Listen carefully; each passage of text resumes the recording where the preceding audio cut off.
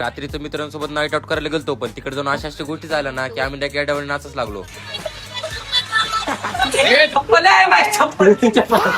तर नमस्कार मित्रांनो, तुमचं स्वागत आहे आपल्या एका नवीन ब्लॉग मध्ये. लय दिवसापासून आमचा प्लॅन होता रात्रीचं बाहेर हिंडायचं, आणि आज कसं काय देव पावला आणि आलोच शोध नाईट आउट करायला. आम्ही चौघ तर कवापासून येऊन थांबलो होतो, पण आमचे दोन कार्यकर्ते अजून घरातूनच निघले नव्हते. तेव्हाच बघितलं बादशाने गाडी असली बेकार मॉडिफाय केली ना. भाऊनी मॉडिफाय केलं इथे चिटकवायला लोम तर डायरेक्ट सापसूप चिकलत बर पाण्यात लाइटिंग दिसते नाही का, टॉपची विषय फुल रेड पाणी दिसतं, फुल रक्त नाही का.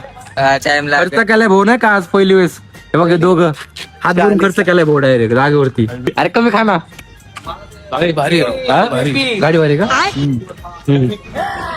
बादशाह नाव टाकणार का सायनर फुल बादशाह नाही का, आणि फोटो असणार फोन बिन वर नाही का. असं बोलते जसं एखाद्या मिटिंगला जायचं त्याला असं कॉल करते, बघा दाखवा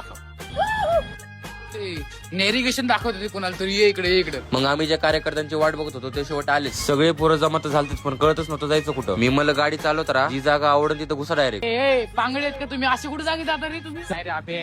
एखाद्याने लिंबू उचलून टाकला असतात, पाय बी गेला आपला. मग 120च्या स्पीड मध्ये आम्ही डायरेक्ट जोगेश्वरी माताच्या मंदिरात पोहोचलो. हे पोरं स्नॅप कार्ड कोणी तो व्हायला गेले. एक तर आम्ही इतक्या रात्रीचे गेलतो म्हणून मंदिराच्या पुढचं गेट बंद होतं. मग आम्ही साईडून मंदिरात घुसलो, मग दर्शन करून बाहेर गेलोच होतो. मग आम्ही मंदिराच्या मागच्या साईडला जायला लागलो, का कारण ह्यांना फोटो काढायचे होते. काय तिकडून बिबट्या यायला पाहिजे.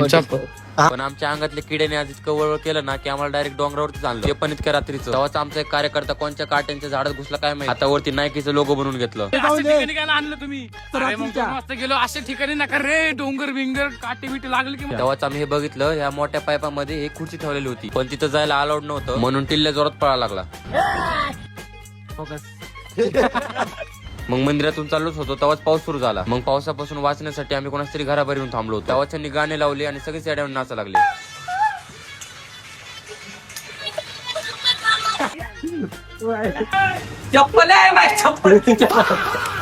मग फोनवरती घरच्यांच्या शिवाय आणि आईस्क्रीम खाऊन आम्ही डायरेक्ट घरी निघालो.